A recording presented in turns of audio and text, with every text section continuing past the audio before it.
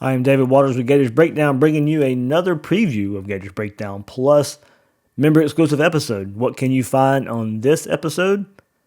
Well, of course, recruiting started again in full swing with visits taking place all over the country and in Gainesville, of course, this past weekend. And now, why is July 23rd a big day? We'll get into that on this episode of Gators Breakdown Plus. What you're going to hear in this preview, my good friend Neil Blackmon released on Saturday Down South the areas of concern with the football team. So you'll listen to that preview right here. We'll get into that. Also, some updates on the basketball team and their 9th seed in the SEC tournament. And baseball wins its series over Miami. If you want to join Gators Breakdown Plus, the link is in the description. And here is a preview of this episode. All right, something else I wanted to throw in here on the football side, my good buddy Neil Blackmon. You guys know him from Florida Basketball Hour podcast, but of course he also writes a good bit of football articles for Saturday Down South, and he released a article within the last couple of days, 5 biggest areas of concern and possible solutions on Saturday Down South. So good stuff there from Neil. Number 1, who plays quarterback? Yeah, that could definitely be a concern until we get, full confirmation, until we actually see it ourselves, game after game, play after play, series after series, of Anthony Richardson being on the field and taking the snaps. Now he's getting that knee work done. He got that knee work done right after the season, right after the Florida State game, where he beat Florida State on one leg, basically. He needed surgery after that game. And it was an injury that dated back to high school. Probably should have had it worked on back then. And it probably led to some other injuries as well.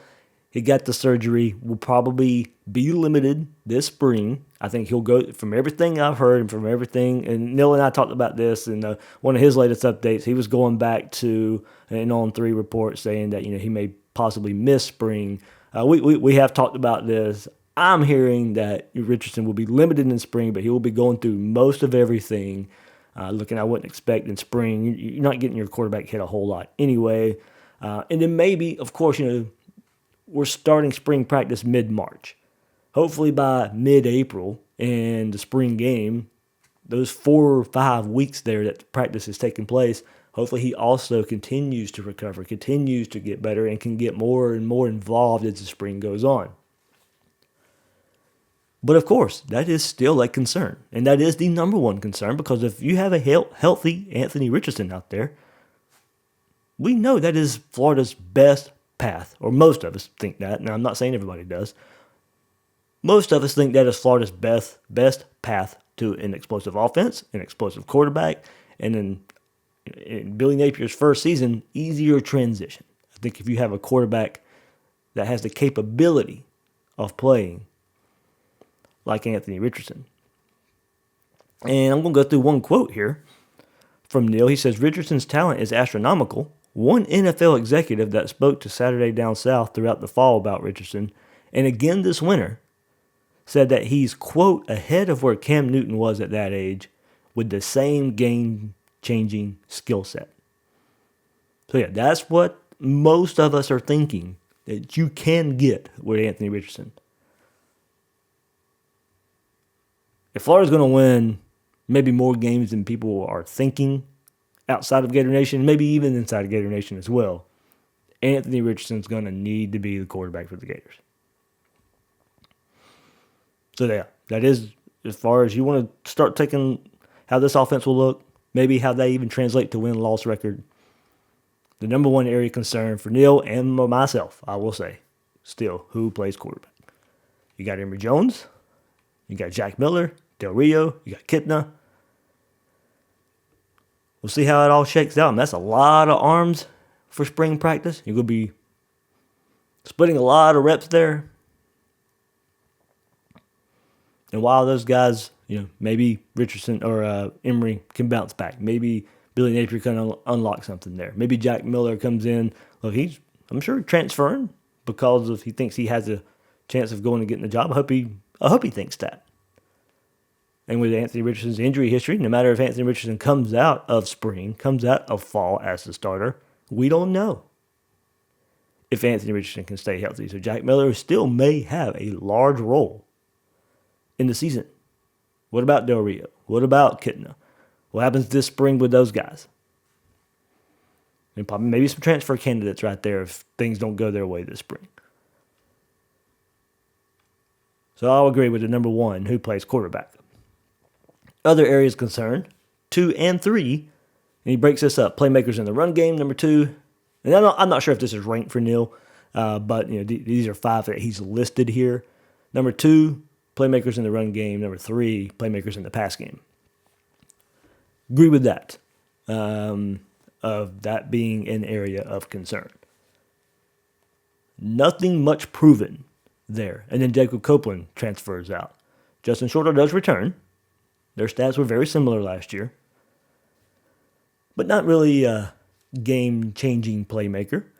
Xavier Henderson, you hope you can label that, but we have to see that. Trent Whittemore, consistent, hopefully, but he needs to stay healthy. What happens at tight end? Kamori Gamble on the way out.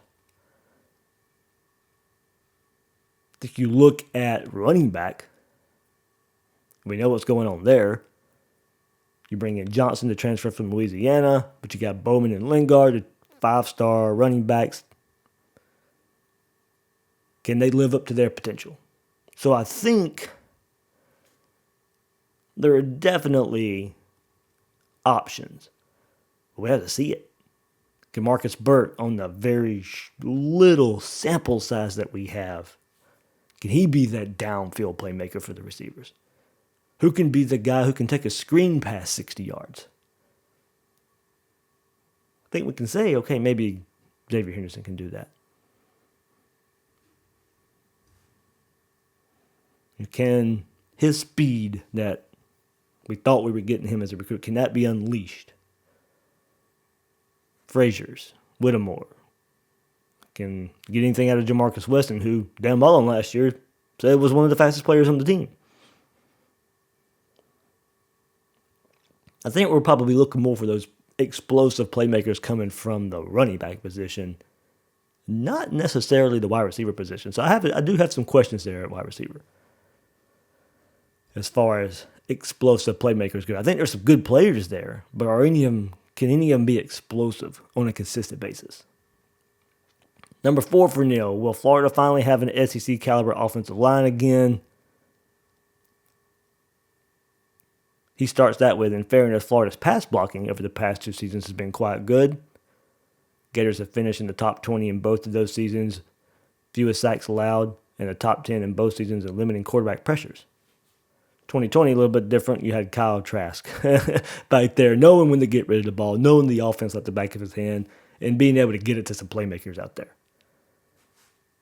But Anthony Richardson, Emory Jones, didn't necessarily take a whole lot of sacks last year either. So, of course, most of the question was in the run game. Started off well last year after a putrid performance in 2020 of not being able to run block whatsoever. 2020 started out well. Defenses figured it out. Were able to stack the box versus Florida, and run game suffered. But also, they just didn't stick with the run game. So I do think the offensive line probably a little better last year than what we give them credit for. And I also think the running backs had a lot to do with that. Damian Pierce himself, made up for a lot of missed blocks by the offensive line by always able to break that first tackle, always falling forward. But just that run game just never was able to be consistent after taking off last year, at the beginning of last year, running all over Alabama, running all over Tennessee. Starting with that Kentucky game, just for whatever reason, the offensive staff didn't really want to rely on it too much. You had some injuries you dealt with up front.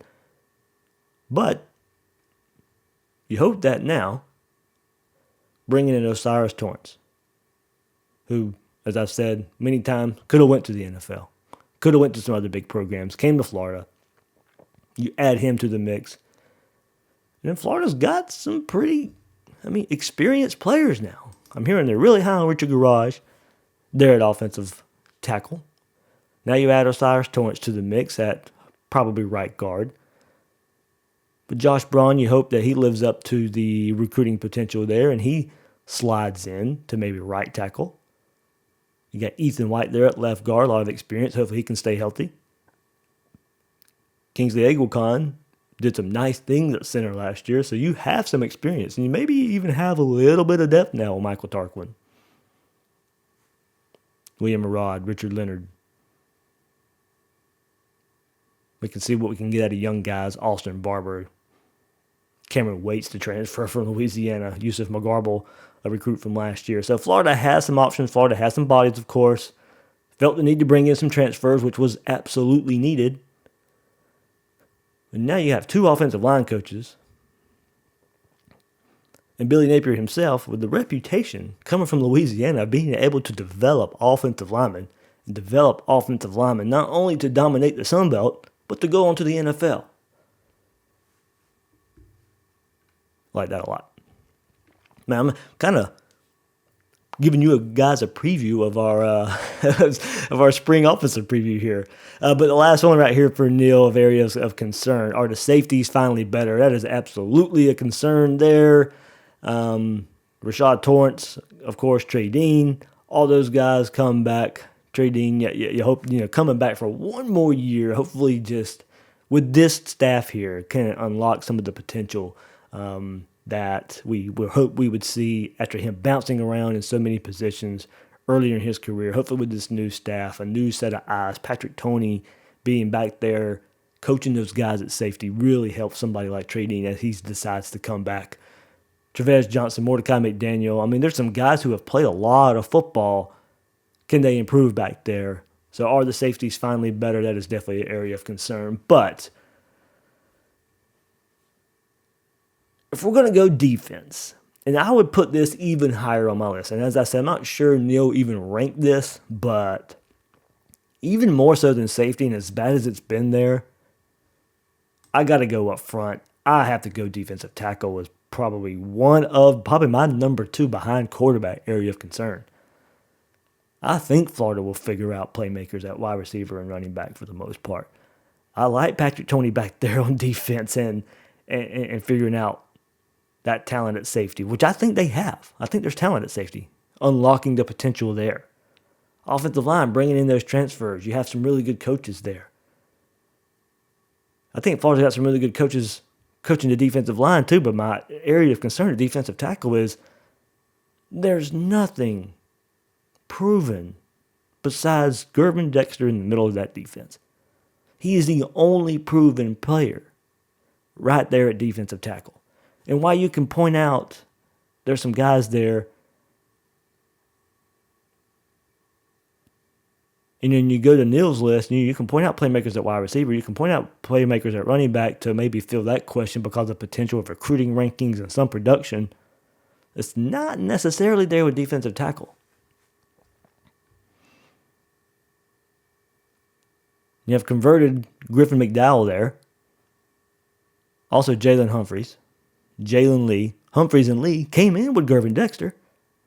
We've barely seen those guys on the field. Florida had to bring in 2 transfers last year and maybe even stunted the growth of these guys, but you had to go do it because you needed help there with Newkirk and Valentino. Lamar Goods, Desmond Watson. I think we like the potential there, but while we question wide receiver, at least we've seen those guys on the field more than these defensive tackles. Running back, you really still do go back to the recruiting ranking and the 5-star potential of Lorenzo Lingard, DeMarcus Bowman. But while I can list names at defensive tackle, there's just not a lot of proven production there. Now, I know you guys discussed it not too long ago on Gators Breakdown Plus Discord. You like the potential of Lee, their defensive tackle. I do too. And Sorak, said he did show potential last season. But also, how many plays can Watson be counted on for a game? Strength and conditioning is going to be huge for him. I mean, it's going to be huge for all these guys, but of course, particularly somebody like Lee. Chandler says, he's a really big fan of Lee. Thought he's played well when given the opportunity. He agrees Watson is the wild card. Even if he gets down to 380, 370, he could be an effective run stopper. Yep. I mean, I think we like Desmond Watson's potential there. I mean, dating back to last year, yes, we really love that potential there. Can Jalen Lee take that next step? I mean, he's probably going to be the guy there with Dexter in the middle. Whether it be splitting time in certain formations or on the field at the same time in certain formations. You're probably looking at Lee to be that number 2. But can Florida get more out of Jalen Humphreys, Lamar Goods, young guys, Christopher Thomas? Recruited really well there this past cycle. Can you get something out of freshmen by the time fall rolls around, McClellan and Lyons? The defensive tackle in the SEC, after what we saw in Florida get ran on last year by LSU, by South Carolina, probably my number 2 area of concern. Want more Gators Breakdown? Join Gators Breakdown Plus. Starting at $3 a month, get access to unique episodes, plus a blog, chat room, giveaways, shout-outs, and more. Gators Breakdown Plus is furthering the interaction with fans and listeners like you. Head to gatorsbreakdown.supportingcast.fm to join Gators Breakdown Plus today.